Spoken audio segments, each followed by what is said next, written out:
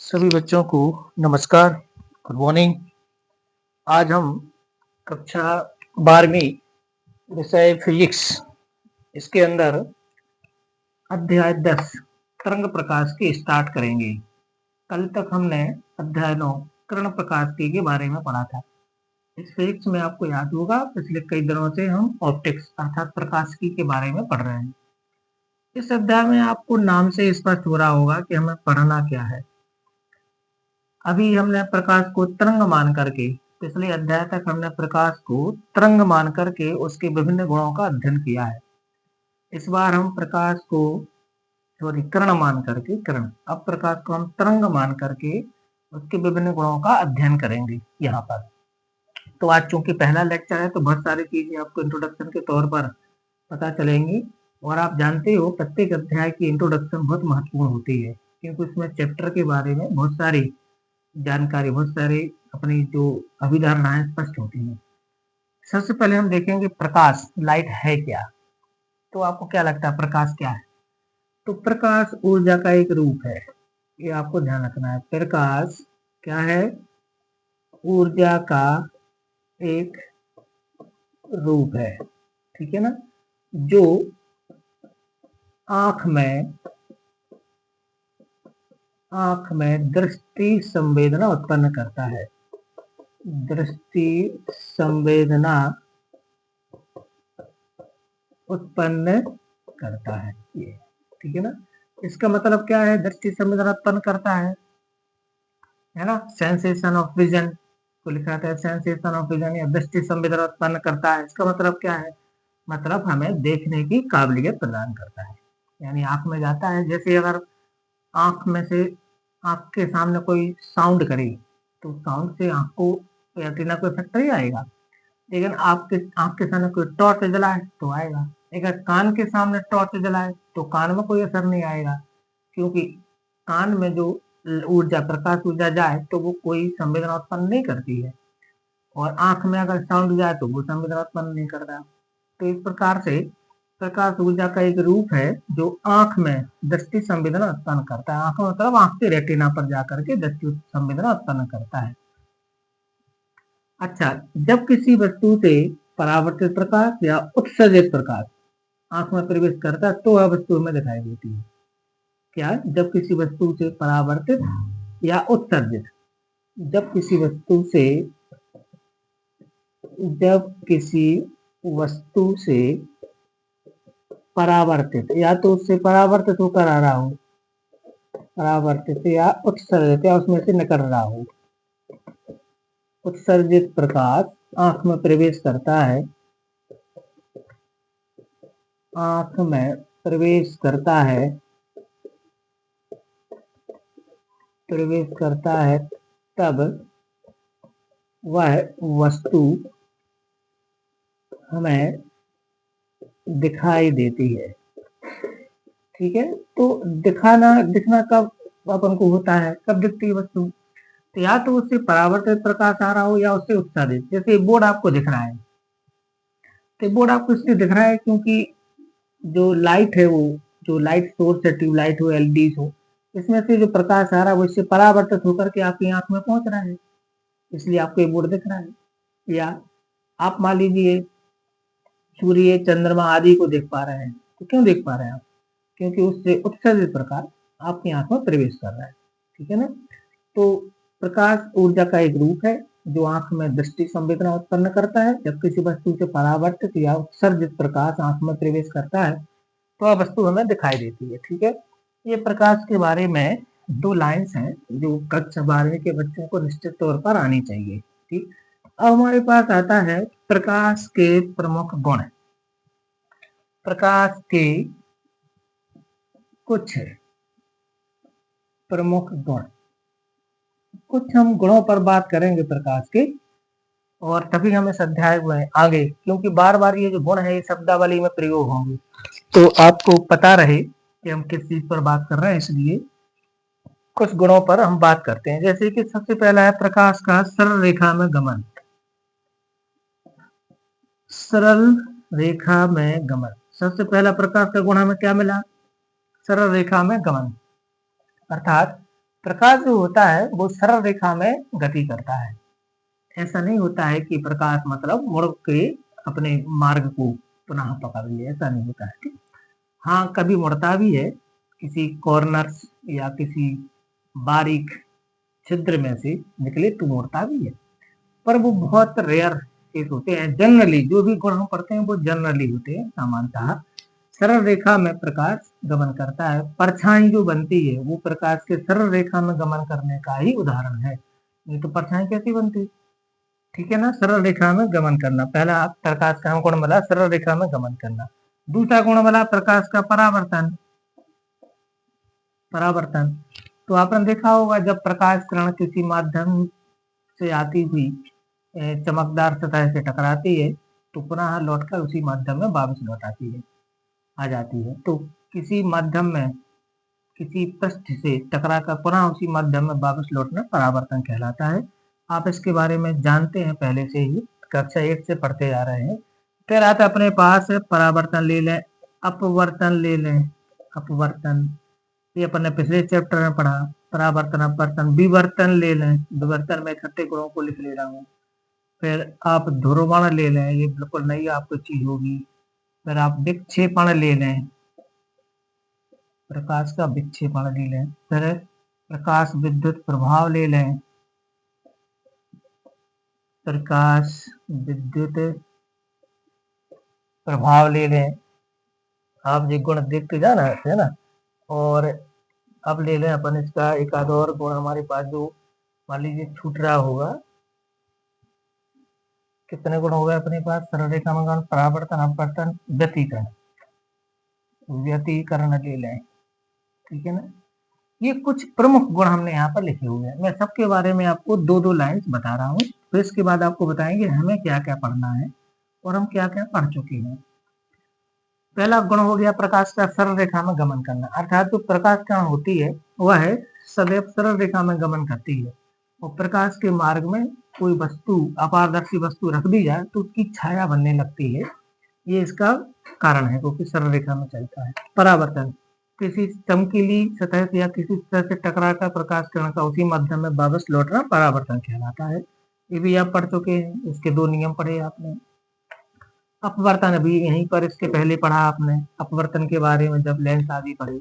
जब प्रकाश कण एक माध्यम से दूसरे माध्यम में जाती है तो अपने मार्ग से विकलित हो जाती है, अपवर्तन कहलाता है। विवर्तन कहलाता है, आपने 10th क्लास स्टैंडर्ड में पढ़ा उसके पहले, कि जब प्रकाश कण किसी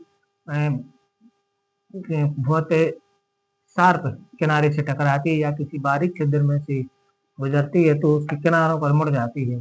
तो प्रकाश किरण का मुड़ना उसी माध्यम में हो, केवल किनार से टकरा कर मुड़ रही है, माध्यम नहीं बदला। इसमें माध्यम बदल गया, जैसे माध्यम नहीं बदला, तो ये विवर्तन कहलाता है। इसके बारे में हम पढ़ेंगे, है ना, इसके बारे में अपन पढ़ेंगे, ये अपन को पढ़ने में आएगा है अभी। फिर आता है ध्रुवण, तो प्रकाश किरण का चलने की मार्ग के लंबवत सममिति की कमी दर्शाना, ये प्रकाश का ध्रुवण कहलाता है। इसके बारे में भी हम पढ़ेंगे।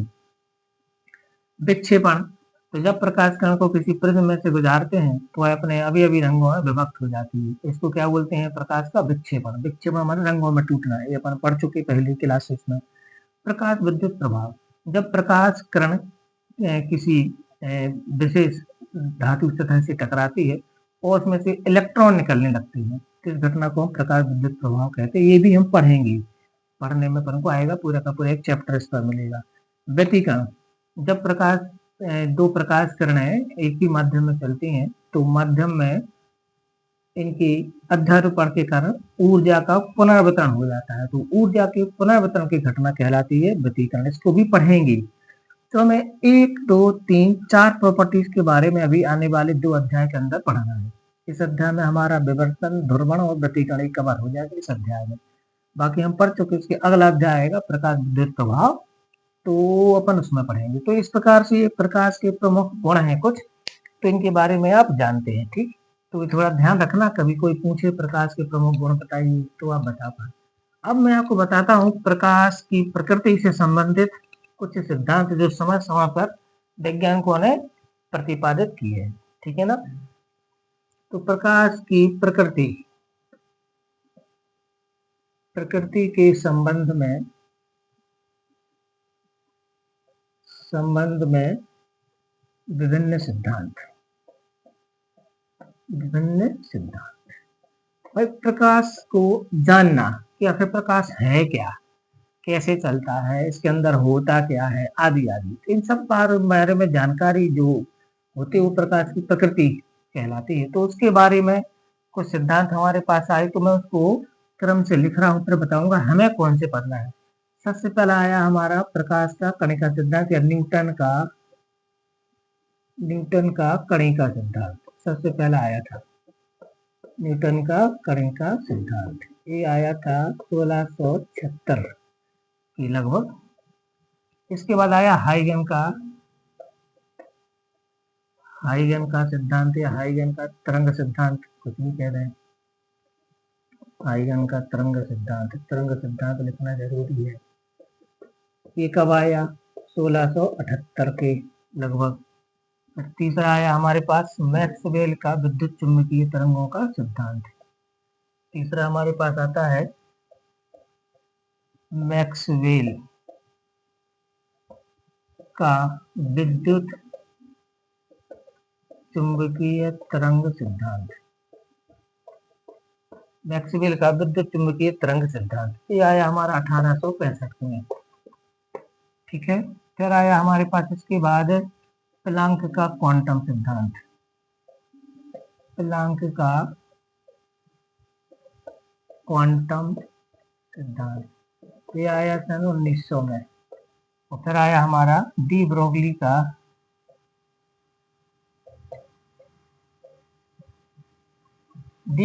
का द्वितीय कणिका सिद्धांत भी कहते हैं, या डी ब्रोगली का द्वैत तरंग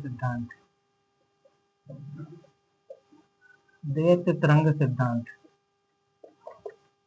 ये आया था हमारा 1924 में। ठीक।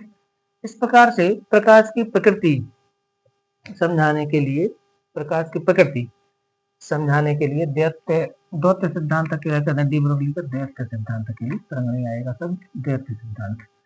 तो प्रकाश की प्रकृति के संबंध में समय समय पर वैज्ञानिकों ने अलग अलग सिद्धांत प्रतिपादित किए और आज हम इन पर थोड़ी सी बात करेंगे और यहाँ से आपको बहुत महत्वपूर्ण जानकारी भी पता चलेगी।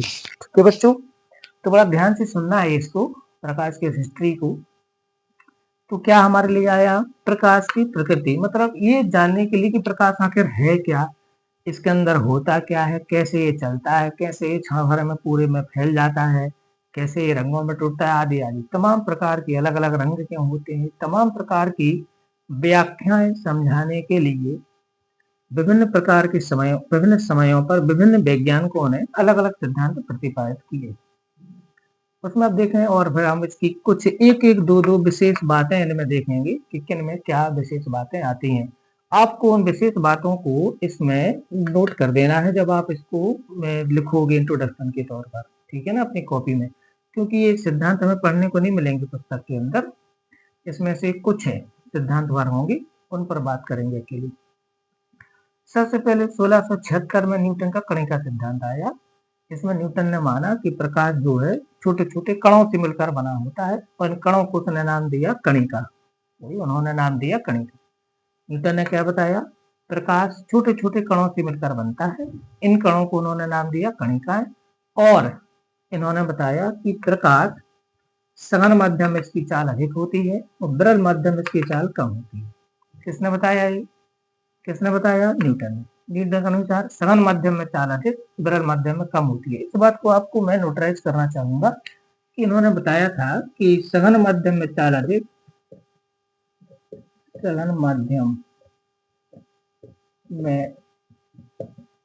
चाल अधिक होती है प्रकाश की, वह विरल में कम होती है।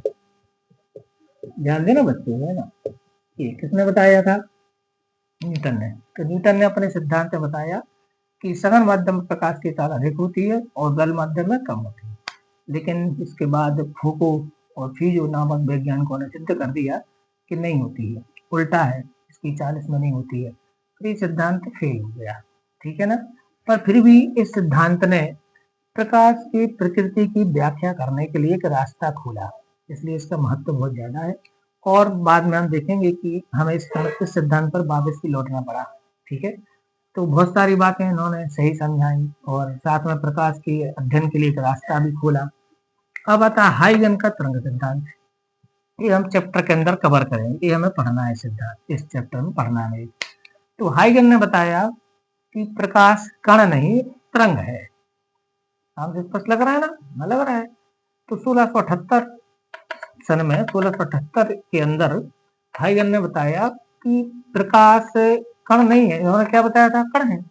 बोले नहीं, हाइगन ने बताया कि प्रकाश जो है तरंग है, या तरंग के रूप में गमन करता है, वेव के रूप में गमन करता है। क्योंकि हमारे अध्याय का नाम है तरंग प्रकाश की, हम इसको पढ़ेंगे। 1678 उन्होंने बताया, और उन्होंने महत्वपूर्ण बताया कि प्रकाश की तरल विरल माध्यम अधिक होती है। विरल माध्यम में चाल अधिक होती है सघन माध्यम से। ठीक है ना, ये किसने बताया, हाइगन ने। और ये सही भी है, ये सही भी है। ठीक है ना। पर इन्होंने क्या किया, अपने सिद्धांत में उन्होंने पूरे ब्रह्मांड में एक काल्पनिक माध्यम ईथर को जो है स्वीकार किया। उन्होंने माना कि पूरे ब्रह्मांड में एक काल्पनिक माध्यम व्यापक का नाम दिया उन्होंने ईथर, और बोले उसमें प्रकाश तरंगें गमन करती हैं। ठीक है, यहाँ पर थोड़ा सा फेल हो गए, और भी कई बातें हैं। तो ये हाइगन का जो तरंग सिद्धांत है, ये हमारा 1678 में आया। उन्होंने बताया कि विरल माध्यम में चाल अधिक होती है प्रकाश की, और सघन माध्यम में कम होती है। ठीक। अब आता है मैक्सवेल का। अब ध्यान देना बच्चों, अब ध्यान से सुनो। न्यूटन ने क्या बताया था, सघन माध्यम प्रकाश की चाल अधिक होती है, विरल माध्यम में कम होती है, प्रकाश कण है। हाइगन ने बताया 1678 में कि विरल माध्यम में प्रकाश की चाल अधिक और सघन माध्यम में कम होती है, और प्रकाश कण नहीं अपितु एक तरंग है। और बातें हम पढ़ेंगे इसके अंदर। मैक्सवेल जिन्होंने 1865 में अपना विद्युत चुम्बकीय तरंग का सिद्धांत दिया, उन्होंने बताया कि प्रकाश को चलने के लिए माध्यम ही नहीं चाहिए। उन्होंने बताया प्रकाश के संचरण के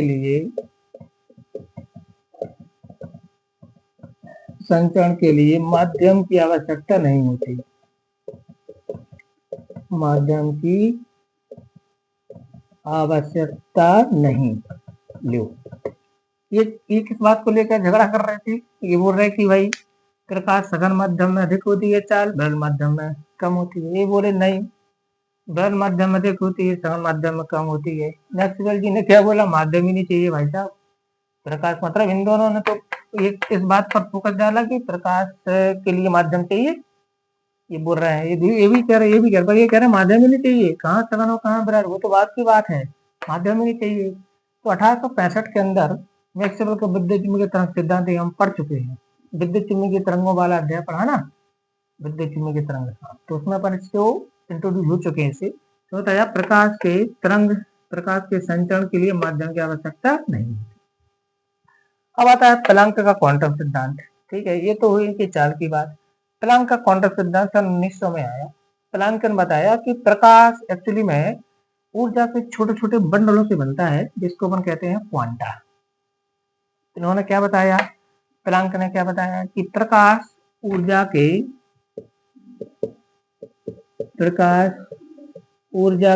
छोटे छोटे बंडलों से बना होता है। इन बंडलों को क्या कहते हैं, क्वांटा। तो इन्होंने क्वांटा नाम दिया, और की ऊर्जा बताई कि इसकी ऊर्जा इक्वल टू एच न्यू होती है। इसकी ऊर्जा इक्वल टू एच न्यू। ये किसने बताया, प्लांक के क्वांटम सिद्धांत में।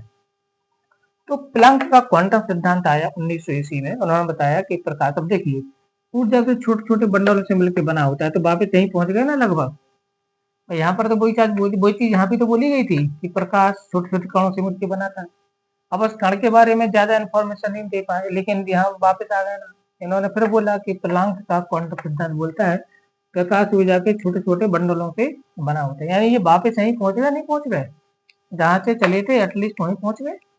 ठीक है ना। तो 1900 में इन्होंने फिर बताया कि नहीं, प्रकाश ऊर्जा के छोटे छोटे बंडलों से मिलकर बना होता है, क्योंकि ऐसी बहुत सारी घटनाएं हुई जिनकी व्याख्या इन सिद्धांतों के आधार पर नहीं कर सके। तो फिर वापस इस पर आए। तो प्रकाश ऊर्जा के छोटे छोटे बंडलों से मिलकर बना होता है, इसको क्वांटा कहते हैं। इसकी ऊर्जा E equal to h nu होती है। आदि आदि और बातें इन्होंने बताई प्लांक के क्वांटम सिद्धांत में। थोड़ा सा इंट्रोडक्शन आपको आगे आएगा। इसके बाद आते हैं डी ब्रोगली। डी ब्रोगली का द्वैत सिद्धांत या द्वितीयक मतलब ये द्वैत ड्यूअल थ्योरी आती है। इन्होंने बताया भैया झगड़ो मत, डी ब्रोगली ने बताया कि प्रकाश कण भी है और तरंग भी है। द्वैत डुअल, प्रकाश कण का डुअल होता है, माने प्रकाश कण के साथ साथ तरंग, माने प्रकाश का नेचर, प्रकाश की जो प्रकृति है द्वैत होती है, द्वैत होती है, अर्थात कहीं कण और कहीं तरंग है, अर्थात कण व तरंग दोनों प्रकृति होती है इसमें, दोनों प्रकृति। ठीक है ना।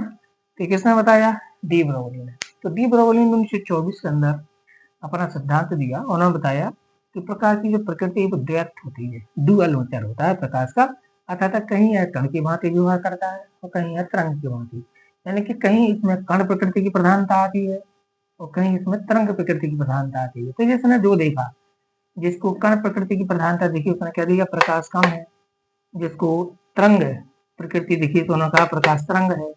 तो इस प्रकार से डी ब्रोगली ने अपना द्वैत सिद्धांत प्रकाश के बारे में दिया। ठीक, इसको भी हम पढ़ेंगे, ये भी हमें पढ़ने में आएगा, तो ये भी हमारे लिए पढ़ने में आना ही है, कोई दिक्कत नहीं है। इसका थोड़ा सा इंट्रोडक्शन आएगा और ये हम पढ़ चुके हैं इस प्रकार से। हाँ, ये आपको पढ़ने में नहीं आता है बस पुस्तकों में, लेकिन इसको इंटरेस्ट हो तो आप देख लेना कि इसमें उन्होंने क्या क्या कहा था। ठीक है, हम तो उस पर बात नहीं करेंगे ज्यादा, मुख्य बात मैंने बता दी उसमें। तो प्रकाश की प्रकृति के संबंध में कितने सिद्धांत दिए गए बच्चों? प्रकाश की प्रकृति के संबंध में 5 सिद्धांत दिए गए क्रमशः। न्यूटन का कणिका सिद्धांत 1676, प्रकाश को कण माना, सघन माध्यम में चाल अधिक, बृहद माध्यम में कम होती है ऐसा बताया। हाइगन का तरंग सिद्धांत 1678, बृहद माध्यम में चाल अधिक होती है, सघन माध्यम में चाल कम होती है, और संपूर्ण ब्रह्मांड में काल्पनिक माध्यम ईथर को कल्पना में लिया। मैक्सवेल का विद्युत चुंबकीय तर्क सिद्धांत 1865 में आपने बताया संचरण के लिए माध्यम की आवश्यकता ही नहीं होती है, कहाँ का बृहद कहाँ का सघन। प्लैंक का क्वांटम सिद्धांत 1900 आपने बताया प्रकाश ऊर्जा के छोटे छोटे बंडलों से मिलकर बना होता है, इनको हम क्वांटा कहते हैं। ठीक है ना। इसके बराबर द्रव्यमान शून्य होता है, गतिक द्रव्यमान होता है। डी ब्रोगली का द्वैत सिद्धांत 1924 के अंदर आया। इन्होंने बताया कि प्रकाश की प्रकृति द्वैत होती है, अर्थात प्रकाश कण और तरंग दोनों की भांति व्यवहार करता है। ठीक है, वो अपने अपने हिसाब से जहाँ जिस प्रकृति की प्रधानता आएगी वहां पर हमें वो गुण ज्यादा दृष्टिगोचर होते हैं। तो ये आपको इनके सन और ये ध्यान रखना, और एक तो बातें इनकी जो दी है ध्यान रखना है, क्योंकि इनके आपको विकल्प परीक्षा में पूछ लेते हैं वो। ठीक है ना। तो ये हमारे पास इसके बारे में, प्रकाश की प्रकृति के बारे में छोटी सी एक थ्योरी थी। अब हमारे पास आता है सबसे पहले, जैसे आपको बताया कि प्रकाश का हमें, क्योंकि तरंग प्रकाश के बारे में पढ़ रहे हैं, तो सबसे पहले हमें पढ़ना है वो हाइगन का तरंग सिद्धांत। सबसे पहले हमारे पास आता है हाइगेंस का, या हाइगन, किसी किसी में हाइगन लिखा रहता है, किसी किसी में हाइगेंस लिखा रहता है, तो डिस्टर्ब नहीं होना है। हाइगेंस का तरंग सिद्धांत, प्रकाश की प्रकृति के बारे में हाइगेंस का या हाइगन का तरंग सिद्धांत। ठीक है ना। तो ये डच वैज्ञानिक थे, डच वैज्ञानिक हाइगन ने अपना एक सिद्धांत प्रदान किया। इसके जो प्रमुख बिंदु है वो निम्नानुसार है। प्रमुख बिंदु, ये आपको प्रमुख बिंदु ही तो लिखना है, सिद्धांत के प्रमुख बिंदु जो मेन पॉइंट है वो देखते हैं क्या है इसमें। तो नंबर 1 आता है कि प्रकाश तरंग के रूप में गति करता है। पहला पॉइंट आता है इसमें, प्रकाश तरंग के रूप में, किस रूप में गति करता है बच्चों? तरंग के रूप में गति करते हैं, यानी कि प्रकाश एक तरंग है। सबसे पहला क्या बताया उन्होंने कि प्रकाश, भाई न्यूटन ने क्या बताया था? कण के रूप में। बोले नहीं, प्रकाश कण नहीं है, अभी तो क्या है, एक तरंग है। तो पहला तो बताया उन्होंने कि प्रकाश एक तरंग के रूप में गति करता है। ठीक है ना। ये जो तरंगें होती हैं ये सभी दिशाओं में, है ना, ये तरंग सभी दिशाओं में, सभी दिशाओं में समान चाल से गमन करती हैं। दूसरा पॉइंट बताया उन्होंने कि ये तरंगें जो होती हैं सभी दिशाओं में समान चाल से या बहुत अधिक चाल से कहना चाहिए, सभी दिशाओं में समान चाल या बहुत अधिक चाल या प्रकाश की चाल से गति करती है। तो प्रकाश की चाल जो होती है वो 3 × 10⁸ मीटर प्रति सेकंड होती है, ठीक है ना। अच्छा, मैं इसमें एक बात आपको बता दूं, ये जो हाइगन का तरंग सिद्धांत इस बात की पुष्टि नहीं कर पाया कि प्रकाश सरल रेखा में क्यों चलता है। एक लाइन आपको ध्यान रखना है इसमें, हाइगेंस का तरंग सिद्धांत यह नहीं समझा पाया कि प्रकाश सरल रेखा में गति क्यों करता है, ठीक है ना। एक प्रकार से सरल रेखा में गमन इस जो है इसको जो है नहीं समझा पाया अच्छी तरह से कौन, तरंग सिद्धांत। तो ये तरंग सभी दिशाओं में समान चाल से या प्रकाश की चाल से गमन करते हैं, ठीक है ना। अगला बताया कि संपूर्ण ब्रह्मांड में काल्पनिक माध्यम, क्या लिखते हैं, संपूर्ण ब्रह्मांड में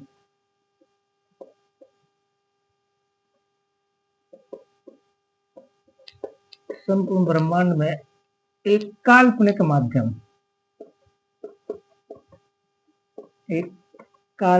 माध्यम ईथर व्याप्त है।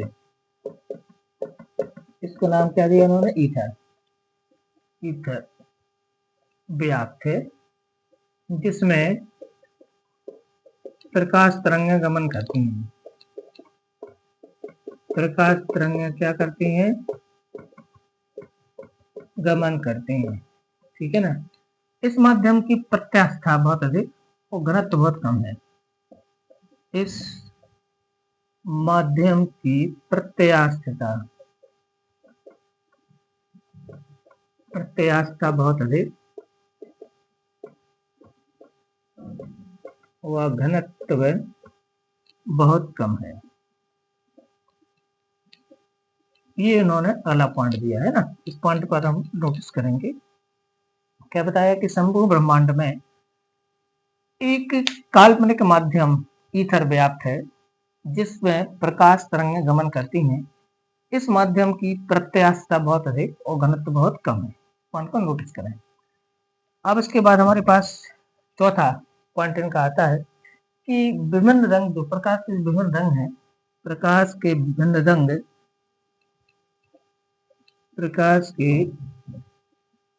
रंग तरंगदैर्ध्य अंतर के कारण होते हैं। तरंगदैर्ध्य में अंतर के कारण होते हैं। ये रंगों के बारे में बताया, ठीक है ना। मतलब जो प्रकाश में भिन्न भिन्न रंग होते हैं ना, वो उसकी तरंगदैर्ध्य अंतर के कारण होते हैं, क्योंकि तरंगदैर्ध्य अंतर होता है, ठीक है ना। तो तरंगदैर्ध्य में अंतर के कारण होते हैं। प्रकाश के जो विभिन्न रंग होते हैं तरंगदैर्ध्य में अंतर के कारण होते हैं, है ना। और प्रारंभ में प्रकाश तरंगों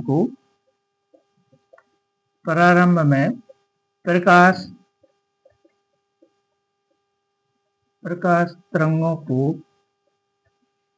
अनुदैर्ध्य माना इन्होंने, अनुदैर्ध्य माना, मतलब इन्होंने माना कि प्रकाश तरंगें अनुदैर्ध्य तरंगें होती हैं। परंतु ध्रुवण की व्याख्या होने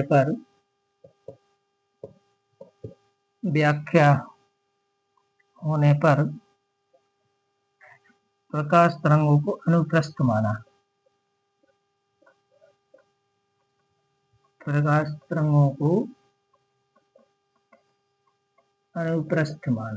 ये हमारी बात है। ये है हाइगेंस का तरंग सिद्धांत।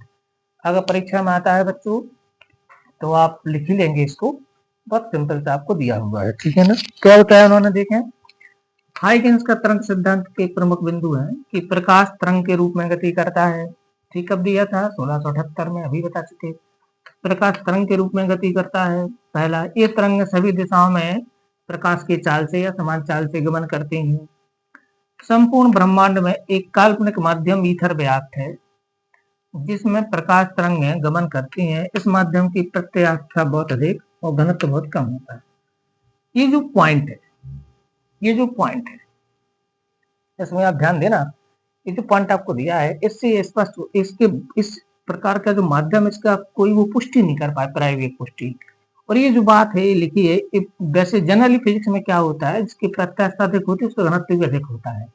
लेकिन यहाँ पर दोनों अपोजिट बातें लिखी हैं, प्रत्यास्था बहुत अधिक और घनत्व बहुत कम होता है। जनरली क्या होता है इसके प्रत्यास्थ अधिक हो तो घनत्व अधिक होता है। तो इसकी कोई प्रायोगिक पुष्टि नहीं कर पाए इस पॉइंट की। ठीक है, प्रकाश के विभिन्न रंग तरंगदैर्ध्य अंतर के कारण होते हैं। ठीक, अगला बताया प्रकाश जो प्रकाश तरंगों को प्रारंभ में जो उन्होंने क्या किया, प्रारंभ में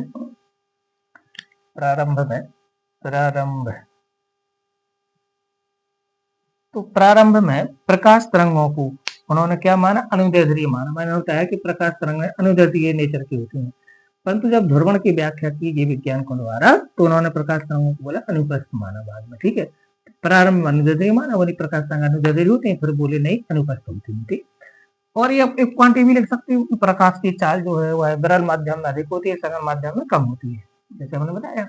तो आपका अगला पॉइंट क्या आ जाएगा कि प्रकाश की चाल विरल माध्यम में अधिक होती है, सघन माध्यम में कम होती है। 6 नंबर पॉइंट को आप इसमें ऐड कर सकते हो। ठीक है ना, क्या आ जाएगा कि प्रकाश की चाल विरल माध्यम में अधिक और सघन माध्यम में कम होती है। ठीक है ना, ठीक है। तो ये हमारे पास इसके सिद्धांत के विभिन्न पॉइंट हैं। तो बच्चों आपको ये याद कर लेना है, पॉइंट काफी इंपॉर्टेंट है। और आज हमने थोड़ा थोड़ा इसकी इंट्रोडक्शन और जितने सिद्धांत हैं वो उनके बारे में जाना। अगला लेक्चर हम जो लेंगे उसमें हम तरंगाग्र को कवर करेंगे पूरा, है ना। तरंगाग्र और साथ में हाइगेंस का एक और सिद्धांत है वो उसको, तो तरंगाग्र, उसके प्रकार और हाइगेंस का सिद्धांत, ये हम अगले लेक्चर में कवर करेंगे। सभी बच्चों को नमस्कार।